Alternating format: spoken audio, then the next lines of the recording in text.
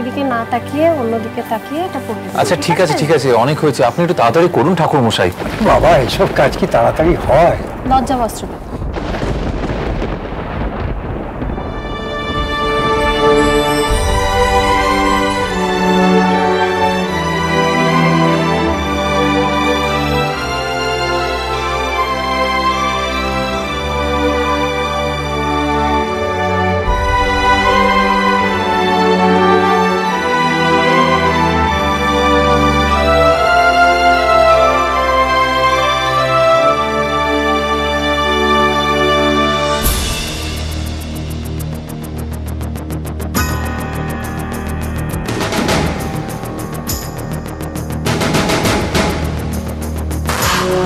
পড়া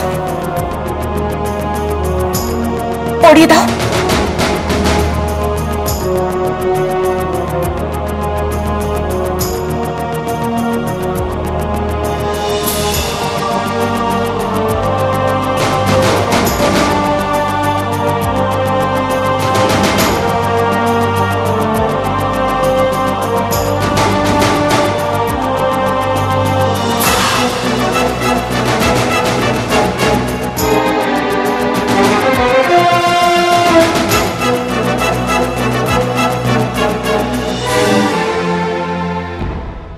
ছোটকা, তুমি দেরি করে ফেললে তো, বিয়ে তো হয়ে গেছে। মানে তোমাকে বলেছিলাম না একটু তাড়াতাড়ি করে আসতে, বিয়ের অনুষ্ঠান সব শেষ। মানে বিয়ের অনুষ্ঠান সব হয়ে গেছে? হ্যাঁ গো, গোধূলি লগ্নে বিয়ে ছিল। তুমি আচ্ছা শোনো না, একটু এদিকে এসো। বিষয়টা হচ্ছে যে পুরোহিত মশাই তো বলেইছিলেন না একই মল মাসে বিয়ে হচ্ছে, ওনার বিধান অনুযায়ী সবকিছু হয়েছে, তো একটু বেশি তাড়াহুড়ো করতে হয়েছে আর কি আমাদের। আমার মনে হয় কি অনুষ্ঠান তো শেষ, তুমি একটা কাজ করো না ছোটকা, তুমি ডিনারটা সেরে নাও না, শুধু শুধু দেরি করে তো লাভ নেই। না আমি এখন ডিনার করবো না, আমি একবার বিয়ের মণ্ডপে যাই। না না শোনো শোনো, আমার কথাটা শোনো, আমি বলছি তুমি এখন তো বিয়ের অনুষ্ঠান হয়ে গেছে, তাহলে তুমি বুঝতে পেরেছি তুমি গিয়ে দেখতে চাইছো মিনুকে কোলে সেজে কেমন লাগছে। না না আমি বুঝতে পেরেছি ছোটকা, সব মেয়েদেরকে মানে পরিচিত মেয়েদেরকেও কোলে সেজে অন্যরকম লাগে, একেবারে চেনাই যায় না। তুমি মিনুকে দেখবে, একটু পরেই বাসর হবে, তুমি মিনুকে তখন দেখো। আমি বলি কি তুমি ডিনারটা দেরি করো না, তুমি ডিনারটা সেরে নাও, কারণ ওখানে প্রচন্ড ভিড় বাড়ছে। আরে আমি বললাম তো যে আমি ডিনার করব না, আমি একবার বিয়ের মণ্ডপে যাব। না না কেন তুমি বারবার যেতে চাইছো কেন, সেটাই তো বুঝতে পারছি না। ওই তো শাঁখ বাজছে, মেয়েরা উলু দিচ্ছে, তার মানে নিশ্চয়ই এখনো সিঁদুর দান চলছে। না না না না না না, বিয়ে নয়, আমার মনে হয় অন্য কোনো স্ত্রীআচার হচ্ছে এখন, বিয়ে তো শেষ। আরে কি যা তা বলছো, গোধূলি লগ্নে বিয়ে, এখন বিয়ে কি করে শেষ হবে? স্ত্রীআচার? হ্যাঁ, এখন নিশ্চয়ই সিঁদুর দান চলছে। আমাকে সিঁদুর দান বন্ধ করতেই হবে, বিয়ের মণ্ডপে আমাকে যেতেই হবে। তোমার কথা আমি বুঝতে পারছি না ছোটকা, বিয়ে বন্ধ করতে হবে মানে? আমার কথা আমি তোমাকে পরে বোঝাবো তিথি, পথ ছাড়ো, আমাকে বিয়ের মণ্ডপে যেতেই হবে। বুঝতে পারলাম না, এত কাণ্ড করে এত আয়োজন করে মেচকার শেষ ইচ্ছে অনুযায়ী আমরা সোম আর মিনুর বিয়ে, তুমি কিনা সেটাকে আটকে দেবে বলছো? আর সেটা জানার পরেও আমি তোমাকে ভেতরে যেতে দেব না।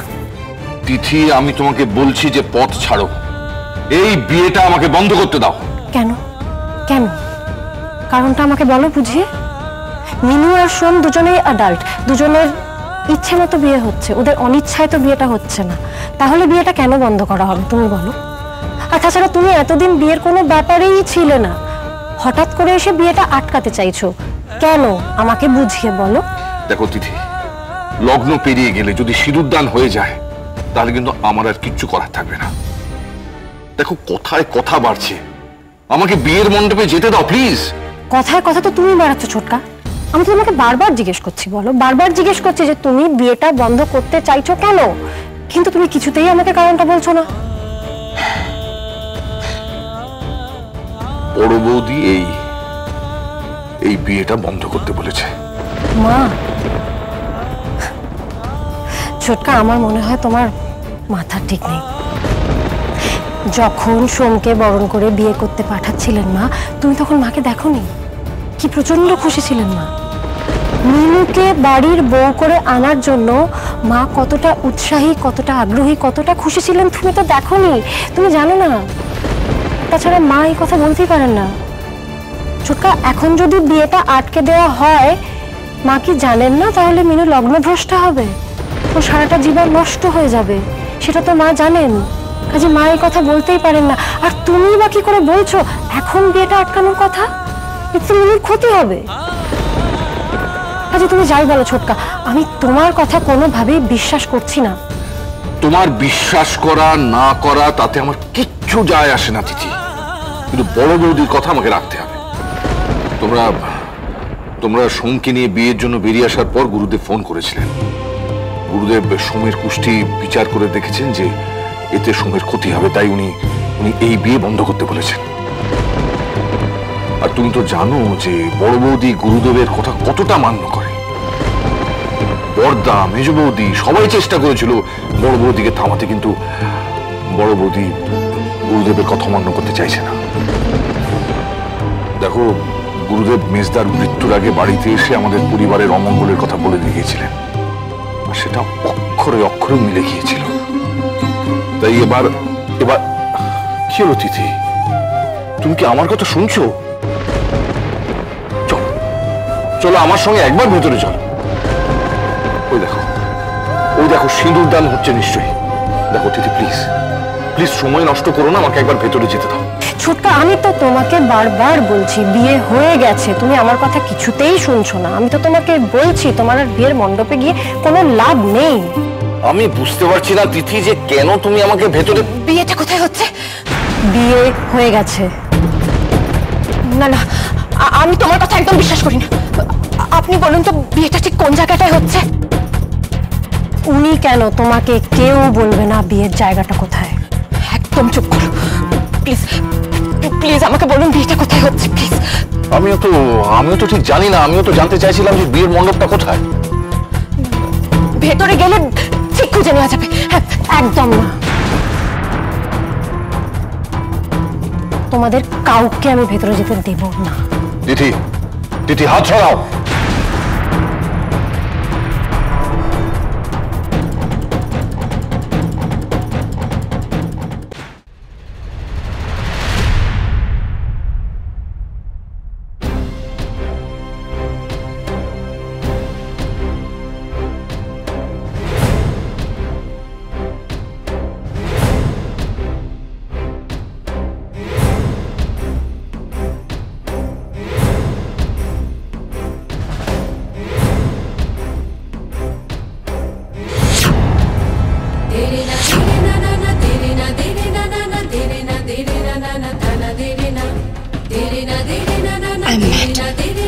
I am mad about you, Shom.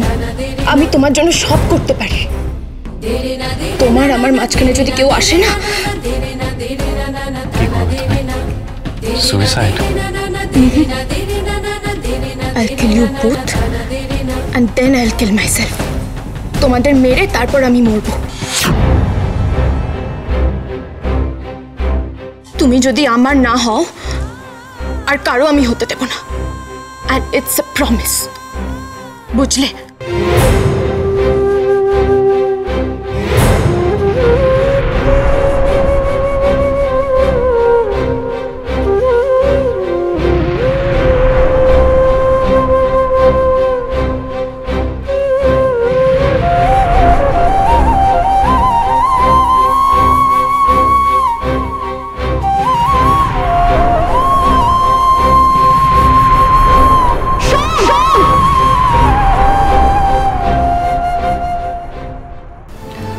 আমার মনে হয় তোমার বোধহয় একটা অসহায় অনাথ মেয়ের উপর কোনো কারণে রাগ আছে, আর না হলে মেজকার অকাল মৃত্যুতে তুমি এতটুকু শোকস্তব্ধ নও। কি বলতে চাইছিস তুই? মিনুর জীবনটা কেন নষ্ট হতে দিতে চাইছো তুমি? আর মেজকার যে শেষ ইচ্ছে ছিল সেটাই বা পূর্ণ করতে দিতে তোমার আপত্তিটা কোথায়? মানে তোমার যে আপত্তিটা তার কিন্তু এই দুটো কারণই হয়।